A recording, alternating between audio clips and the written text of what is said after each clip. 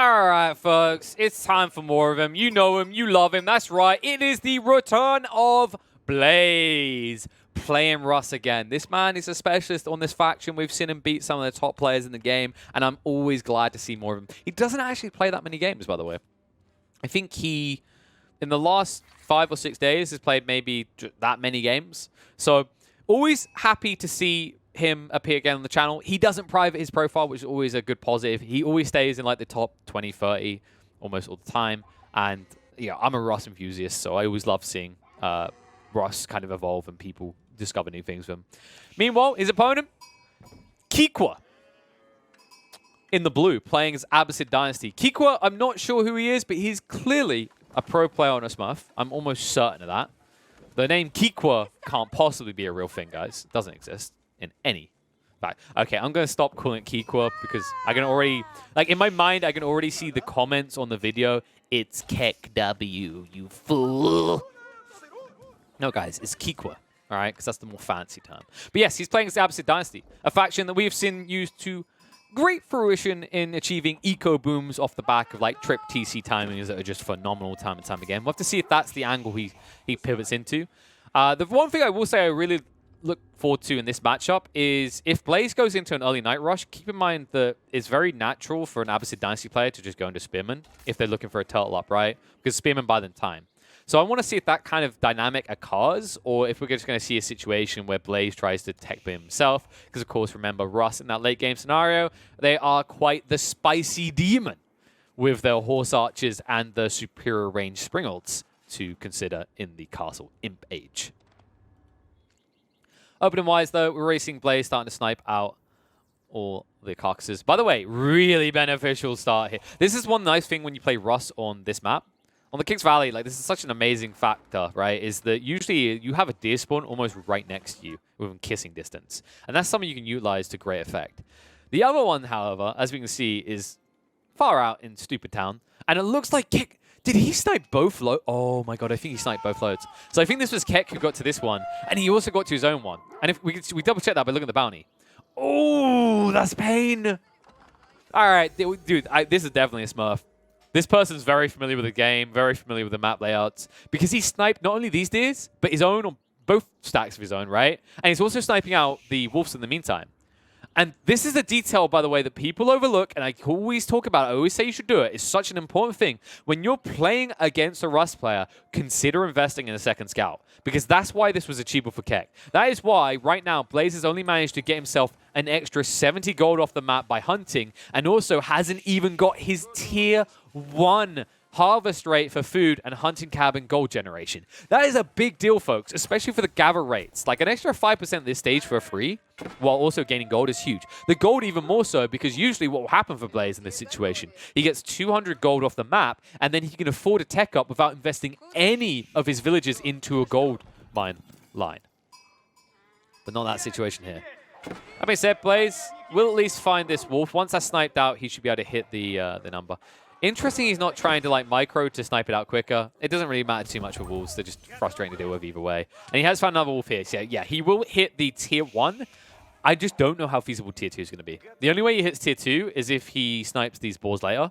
But remember, the way we see people do that is usually you go for 1 or 2 knights, and then you aggro the boar with the scout, and then you micro the scout around the knight so the knight slowly kills off the boar. But that's a few minutes down the line. We'll see if he does that. Right now, though, I just wanted to give a highlight to what Kek has done in this game. It's just a phenomenal shutdown. And this is the type of stuff I was talking about that will make Russ much weaker in high-level games as the meta develops. I think everyone's put Russ on a pedestal that they're just not going to be able to live up to. This whole concept of hunting is a really cool mechanic, but it's very easily counterable if you bother to invest in scouts. Especially when you consider that like all the economical bonuses for Russ is locked behind hunting, right? Whereas if we're talking like Abbasid Dynasty, I mean, dude, berry bushes. Just your economic, like how do I counter your food gathering economical advantage there? I don't. I just watch you get more food out of berry bushes at a faster rate. And also, he's not going for economical advantage of the landmark because Blaze is going towards the Kremlin. So really just forced to hunker down early. He's expecting some aggression. I think this is the type of confidence play out of Keck that forces this reaction where you don't feel comfortable at the map yourself now as Blaze, so you can't go for the trade house. You can't try and boom up. And that's a worrying situation to me. If I'm seeing a Rust player do this against Abbasid Dynasty, I think it's just a very bad measurement of the game for the Rust player. I'm not even sure if I agree with the move. I feel like in his mindset, he's forced himself into this because of his situation on the bounties right now, and he feels like he's probably behind because he had to put people into the gold line, right? But in reality, while yes, he is behind because you can already see Keck got the tech up, I don't think he's that bad off that he couldn't have went for the Golden Gate, for the trade house, to try and go for like some sort of double TC boom. In fact, I think that would be a prerequisite to staying in this game comfortably when you're up against an Abbasid Dynasty player that very well could tech boom and eco boom past you with like that double, that trip TC, even sometimes quadruple TC timings. Don't expect to see a quadruple TC on this map in fairness though. I don't think there's enough open land to justify 4 TCs. 2, I think, is usually a good number for this map. 3, depending on the seed. Well, with tech up complete, 2 scouts on the prowl. Did they go for the research on both sides? No, so survival techniques wasn't taken by Keck. This is acceptable as Abbasid Dynasty. You don't really have as much justification for going for it, because remember, you got this extra food out of these berry bushes to rely on. It wouldn't have been a bad idea to just snatch away these corpses from the Rust player, though. As you can already see, that well, he's already got his gather speed increased for hunting. I would expect him to now gather enough wood to go and get professional scouts as well, and then move out to gather these carcasses. That being said, he did stop at 2 scouts, so it's always possible he doesn't do this. And he's going straight for the tech. What? All right, Blaze, man. We've talked about this guy's ability to tech eco boom. I did not expect this type of timing constructing the Abbey of the Trinity, considering the way this game opened for him. But with 0 commitment to the military and 0 sights of his opponent's military, the Kremlin is enough defense to justify in his eyes that he should go straight for an early Castle Age timing. And this should be an 8-minute Castle Age timing for us. Not bad. Meanwhile, walling going down. So Keck just trying to protect this gold line expansion. The scout and scout trade should actually end up in favor of Blaze, looking at the damage, but the walls are being constructed, so he's not really delaying anything here. That being said, this is just kind of a distraction for Keck. It's another detail he has to focus on. Scouts are already behind, they'll give the info. So he knows about this second TC. So this move by Blaze can pay off, but he needs to find a way to convert this into aggression quite quickly before Keck gets an opportunity to eco boom to the fullest.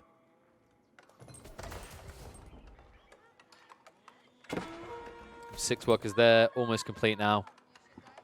So yeah, it'll just be past the 8-minute timing. Still a decent timing for a faction that aren't like as renowned for this eco tech booming as someone like the HRE, right? Where we've seen those ridiculous 7-minute Castle Age timings. This is still impressive in itself. So you will hit it. At 8 minutes and 10 seconds, a new age begins for the Russian Federation. And straight away into the barracks. So interesting, he's not considering stables. He's not considering that type of investment. Understandable, considering if there's any sort of military presence that you haven't scouted out for an Abbasid Dynasty player in the early game, it's going to be spears. Instead, straight away into the horse archers. Like we were talking about, that kind of theory crafting of the later game situation, Blaze just hitting it very early. That being said, I don't know how easily you'll be able to utilize horse archers. Horse archers are amazing on open type maps, right? The Valley is not an open map. You can see it by the landscape, right? All these different choke points, all these funnel points. You could easily get caught off guard and, you know, stuck between a rock and a hard place if Keck adapts and adjusts to this strategy, right? Which I 100% expect him to do. He has enough time. He could easily wall up if he wants to. And now he's getting military presence. After he saw that tech free was hit, triple barracks coming out. So just going for the spearman spam. Now remember, the horseman archers, they can run away. But wait, oh wait, was I an idiot? Oh, he didn't go for the racks. No, he didn't go for the horse archers, rather. He went for the racks. I was not paying attention. My apologies, guys. My brain today is all over the place. So he's going for the men-at-arms, though, which... This is still pretty good, actually. I haven't seen this as frequently when you're at a tech eco advantage like this. I usually see this as a shrug reaction to what your opponent is doing, but instead, Blaze opting to go immediately into the man-at-arms instead of the horse archers. Much prefer this play. Like we already discussed why the horse archers would be bad. Man-at-arms, on the other hand, really good in these choke points because they can't be outmaneuvered. And also, what are you going to be doing if you are a Keck in this situation, right? Spearman? Really? Do you really want to build Spearmen against Men-at-Arms? No. You 100,000 quadrillion% do not want to. And yeah, you can already see he's going in for the fitted level work as well, so even better trades against the Spearmen. I would love to see him just go straight into Siege Engineering here. You could apply so much early pressure here because there's no military presence, and any military presence is going to be weak source from Keck W, right? Scout just trying to break out. Let me out! Let me out! We'll check back in on this in 3 minutes' time. He might have escaped. Yeah, Man-at-Arms wrapping around. This should have been scouted out, though. I think Keck had info of this. He's looking in the wrong places for the wood line. The wood line is fairly well protected right now. If he could reach the gold line, it would be pretty god tier, but I don't know. Man-at-Arms are hard to chase things down with. I think, if anything, you should be playing into the battering rams. That would be the play 100%. He'll see the villies now and chase them in. He's at least interrupting the gold line.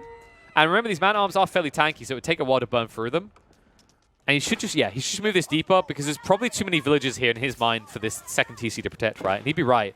There's currently 15, soon to be 16 villages here. There's only room for 10 to be protected. So you can snipe out a few villages pretty easily here. If anything, though, I really just want to see him use his Man-at-Arms to build a battering ram.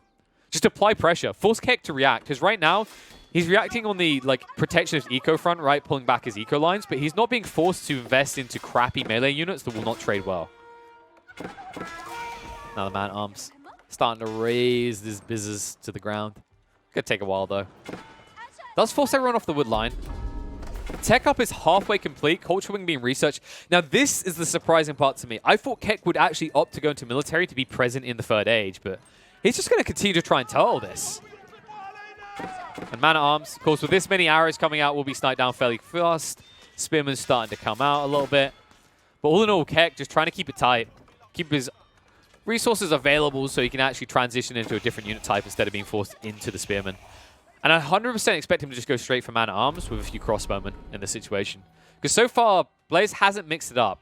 I will give credit to Blaze on this, though. He used this entire opportunity as a ruse. This small pressure force allowed him to collect not 1, not 2, not 3, not 4, but 5 of these relics. All of the relics on the map now belong to the Rust player, generating him 500 gold per minute. That is an insane advantage to have on this type of map. Well, I say that. He hasn't banked the 5th one. He's not thinking wololo'd, is he? Okay, I will say this, folks. If he manages to get in on this wood line, right, like when it's on heavy production, and he wololo'ds, could be a big deal. I haven't seen this used on villies, actually. I need to test this. Can villages be converted? I would think so. But I wouldn't be surprised at the same time if they weren't. Meanwhile, Man-at-Arms moving across the TC. Going to force the garrison again. So he can keep pressure on the expansion. And Trip Monk's coming in. These guys aren't the best fighters. It's more about giving the buff so everyone else can fight well, so he'll back them off. And he will go straight for the Sacred Sites.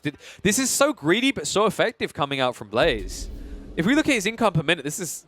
like, has he got anyone working on gold? No. I was about to say, this 640 mark is just 0 people working on gold. So he could easily have been doubling up. Instead, he's looking to opt into different resources to get ahead of his opponent. He's far behind on food count right now, though. That's the one limitation I do see for Blaze that he needs to adjust for. At the same time, he could go for a mobile siege army, right? Like, you just kind of have these occasional Man-at-Arms, but then you go into, say, you know, 7, 8 Springalds. It's pretty effective. wololo'd should get the Man-at-Arms. No! Takes too long. But it did stop the decap of the Sacred Site, and there are more troopers on their way out. And a house being built here. Yeah, straight into the keep. So he's going to try and force a Sacred Site victory. This is really interesting from Blaze. He's just kind of seen his play. Like, his opponent isn't really investing into a strong military force, so he wants to punish him for it. I really love this kind of pivot from Blaze. I talked about this before. Lots of players don't respect or understand the importance of Sacred Sites enough. They kind of just... they kind of glaze over that factor, right? They maybe take one here because it was on their way. They never invest the monks into like dedicating on this and protecting with keeps. This type of structure, this type of layout, especially the way your opponent's playing, this is 100% the correct way for Blaze to play at this stage of the game. Because otherwise, Keck could still potentially eco-boom past him.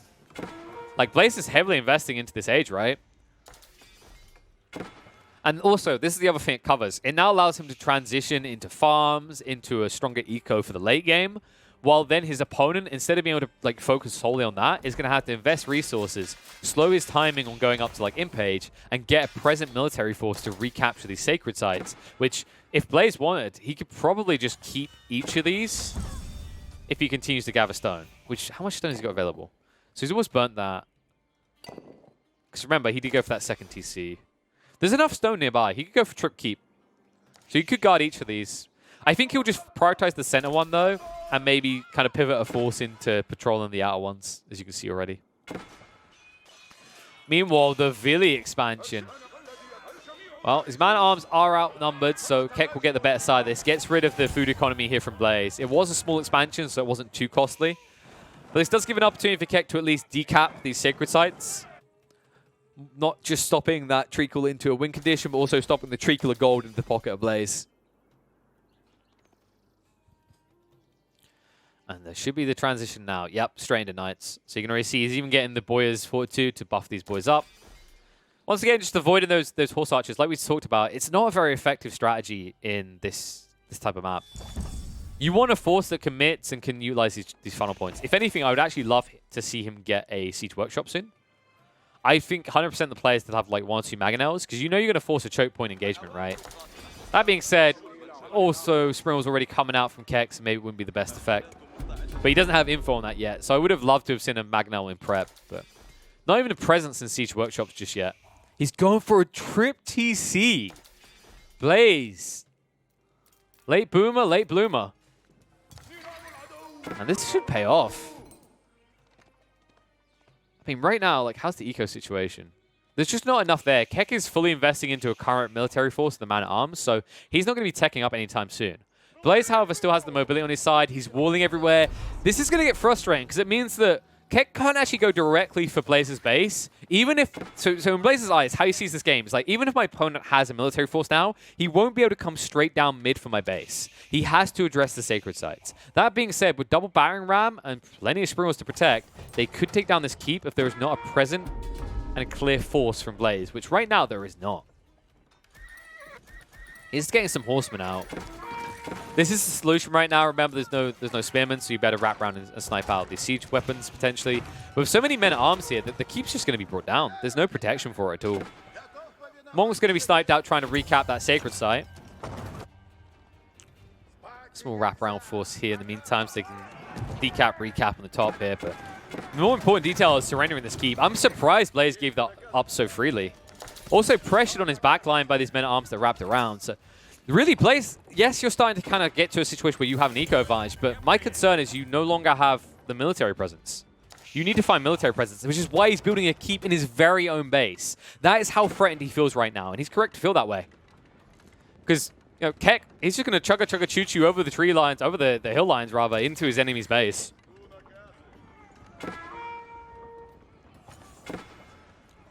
Double Baron Ram up. There's still not a sizable force to burn it down. 6 means the horseman. I don't think he never actually got the military academy, so he's not producing units quick enough here. He needs man-at-arms coming out as well. That's the other problem he has here. Go down the house. Rams are in. He has garrisoned into the keep. He is now researching Bull in Oil, but it's going to take a while. These man-at-arms went pretty deep. They'll be able to snipe out several of them, and these Baron Rams will take a while. And the villagers, the Zerg. Look at him with the makeshift shields, guys. Carry wood, you get +2 armor. No, I'm kidding. That's not a thing. Should be a thing. In this choke point, forces them completely back. Villagers will retreat in time. The wololo'd! But it's not going to go off quick enough, I don't think. Nope. Oh, he needed like 1 more second. That would have been a huge deal there. So many man-at-arms here, but wololo'd ineffective. Relic could be re-picked up, but remember, it's still on cooldown, so he doesn't even bother. He tries to trap them in with the keep here because he's gotten rid of the Baron Rams now, so a lot of these man-at-arms are going to be burnt and spent. Nice maneuvers from Blaze to defend his base. And all the villagers will get out now. They say, okay, yeah, the keep's got this. Yeah, the Boil and Oil almost complete as well, so that'll force them completely back. Still military advantage on Keck W, though. And remember, he has all this space to expand to now. Blaze has to keep expanding behind his base. He can't really move forward. That's going to become a big deal as the game continues on, remember, as these gold veins become the critical resource to contest over. And And while he did get some walls down, it's kind of too little too late, right? This man-at-arms, he stuck all the way around, so that's been decapped as well. No gold treacle at all from these for Blaze. And if we look at income per minute, they're actually even on gold.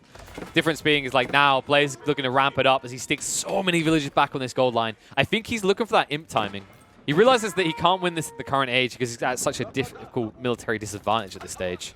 And now trip battering ram, so KW just continue to try and pressure at this stage. Doesn't want to try and drag this out. Yeah, important that this stone cropping never gets accessed by Blaze. He doesn't want to allow his opponent to build into more keeps in his own base. And he's going to try and round this one down now. He's got the relic again. Wololo'd force him away. This could allow him to burn the battering rams. Battering rams cannot be converted from what I remember. Now, there is a cheeky play you can attempt when you wololo'd like this, by the way. You can actually push the unit forward, but it's very dodgy. It's to do with the way that units like nudge against each other's hitboxes. But didn't get a chance to do it there. But with the wololo'd spend, he could just bank this relic and take out another one for an additional wololo'd attempt. Going for the battering rams. Wraps around, forces the engagement. Remember, they're dropping hot boiling oil on these people the whole time they're fighting as well. So we'll back off again. Garrison's in quickly before he loses more forces. And the charge in from KW, just splitting up, stopping the siege workshop from coming out. That's the play that Blaze is now looking for. He's trying to get these springers out on the field. The wololo'd attempt. He can't see it. I don't think he's moving quick enough either. He's going to lose a bunch of these. Man-at-arms get converted. That's half the force on the front line just turned around. But more coming in from KW. But this will delay him and split up the forces. And now the battering rams are somewhat exposed to the burn power of this infantry. Knights are starting to be produced as well. That's why they're now Spearmen in the mix for KW. More wololo'ds. Is he just going to spam wololo'd everything? I think he is. Look how many relics he's pulled out. One wololo'd here. One wololo'd there. One wololo'd everywhere. Can he get in with it? Converts a few more. Backs off again. Are any of these ready? One of these should be ready right now. No, they're still on cooldown. For a long time, actually. So he drops them back in, realizes he can't use them. A nice attempt by Blaze, though. That was a big brain attempt play. But he needs to repair this keep. It's about to fall. The battering ram's going to get through it. Most of the forces for KW are spent, by the way. But KW has been building up an eco this whole time. So who will ready at this rate to boom up, if need be? Repairs. I don't think this is quick enough. The battering rams are too hard. Ooh, he's just got enough. He's going to try and protect the workers, though. They're slowly being killed off by the spearmen. Remember, the spearmen don't do that much damage to villagers, one hit at a time. So it looks like he's got enough villies here. He'll use a few of them to burn down the battering ram, and he will keep this keep alive and keep his dreams of winning this game with it.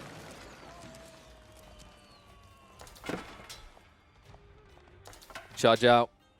Now with Knights to show for his trouble. Although there are spears from KW, now the mobility lies in the favor of Blaze. So this might force KW back a bit. Maybe he thinks about just going for the tech up now. He needs to find a new tree line.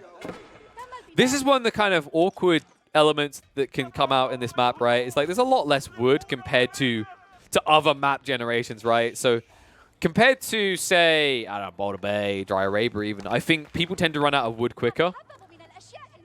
And that should be when we'll see a pivot hard into these center gold veins. But right now, they're kind of being ignored for the most. I say that. This one's being assaulted heavily by the pickaxes of KW.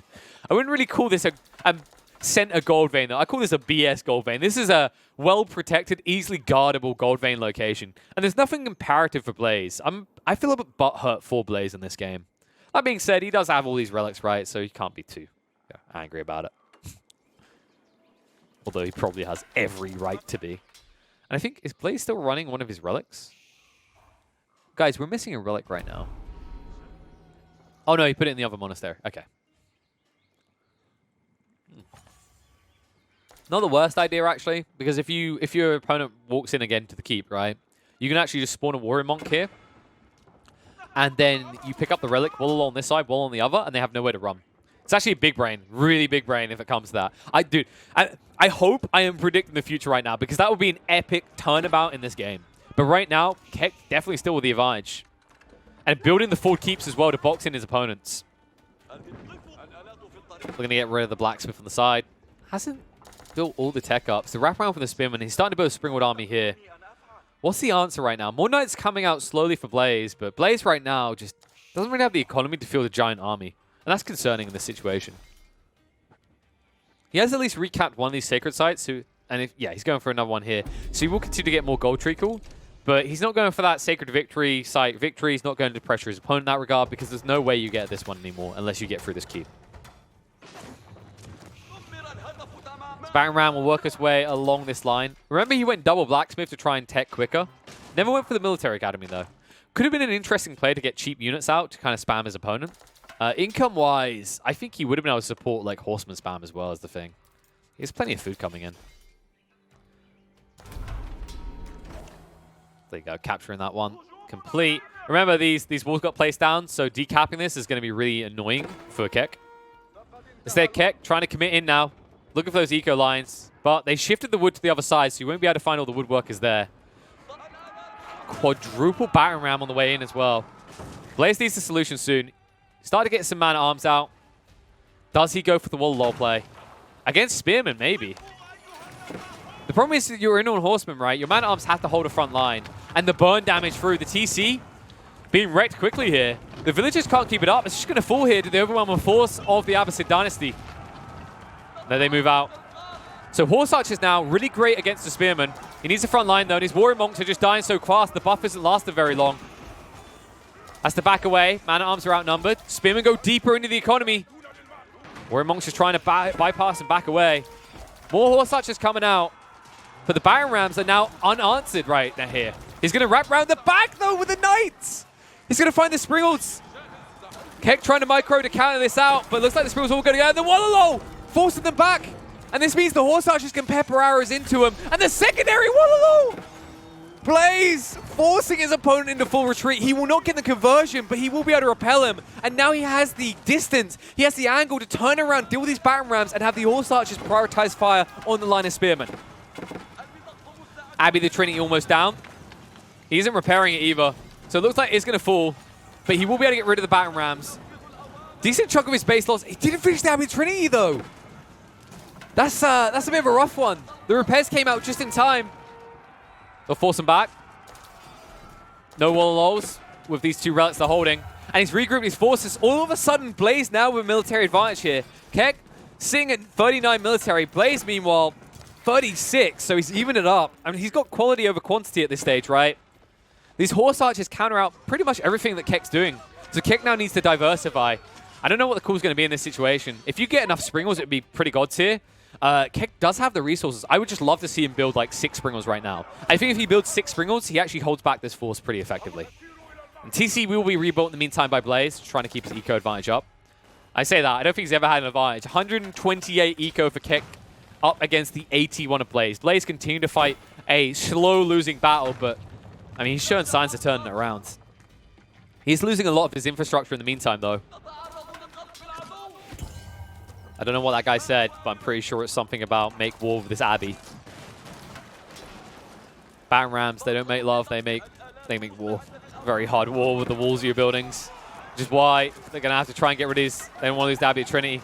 Buffs coming out as the Warrior Monks are in a fight right now, but not being sniped out. Big deal here. The Springles need to deal with that. Instead, they might be prioritizing on the Knights. They don't. So the Knights do get in. They might get one of these Springles for their trouble. One more Molly. That's a death cry, Molly, but he does get rid of one of the Springles. Warrior Monks chasing it again. Remember, every time they're attacking, they're buffing everyone nearby. That's the big deal. Another keep now going down for Blaze, and there's enough cover fire here that they can't actually stop this. So many villagers working on it. 13, that means they might have to back away. The Springles are at least sniping out the eco as a result by getting rid of these villagers, but that's not going to stop them. This is the Russian way, all right? Fight forward over the bodies of your comrades. Never let up. Never give up. Never surrender.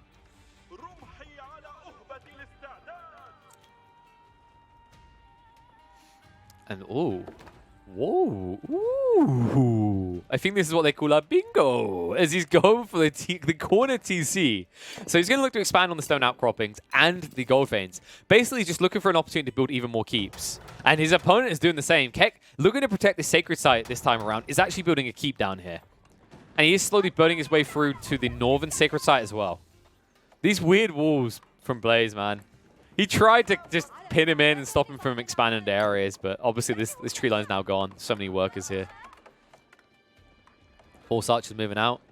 Remember, there's a keep here, though, folks. And that trade feels a bit wonky. They'll try and whittle down a few of these spears. But it's scary. with a Springwood inside the keep. Every time he comes nearby, it's going to cost him a lad on a horse. And he has done this. He's begun to switch up in the crossbowman. Where's the front line is my question right now, actually. Is there a front line? I think he stopped... Yeah, it looks like Blaze has stopped producing frontline units. Bit awkward. Just because, like, who's getting rid of the battering rams? I mean, I say that. Has he built the Springwood different? No, he hasn't got the Springwood yet. So really, it just feels like he's reliant on villagers for the most. He's at least getting some man-at-arms out. This monastery should be fine with just one villager. I think the battering ram shouldn't even be in there right now, but it's just going to fall. Wait, did this... Oh, no. Blaze didn't complete the wall. He can't keep the abbesses out. Oh, he could start the build, though. He's like, well, I'm going to die. I'm going to stop you from escaping, mate. Meanwhile, battering ram's still taking ages to die here. It's making it close, but I think this one villager will keep the monastery up regardless. I mean, I say that. It's going to be as tight as the Duck's Tushki. Oh, it's going down. It's going down. Yeah, that baby got sunk. So they need to rebank the relic. Battering ram might even get away to be repaired in time. Okay, so more of these horse archers coming out. A few more of these warrior monks. And he has started to, get a few man-at-arms in here. Military production feels a bit wonky right now for Blaze. He just doesn't have the room to build a giant clump at once. And this one man-at-arms and this... Oh my god, he got a villager in! Keck got a villager in on the high ground here! Oh, no way. This is such a big deal. They're going to start producing man-at-arms, and this back eco that Blaze expanded into is going to be exposed. The good news for Blaze, at least, is he got rid of most of the stone here, but he didn't get his hands on the gold vein. And remember, Blaze has been fighting a slow-losing battle here because he's been in Tech 3 this whole time. Meanwhile, Keck, he went up to Tech 4. So he's getting into those elite man-at-arms. He's getting the best in the business. And he's got plenty of eco to support this production of military units as well at all times. In fact, Keck, he's almost pop-capped with this army sizing. So expect him to make another assault very soon. Man, this man-at-arms right here, he's running a marathon. He's finally going to be ticking down for his troubles, but god damn it, Leroy, you had some value there. And yeah, just a few man-at-arms will be enough to shut down this expansion.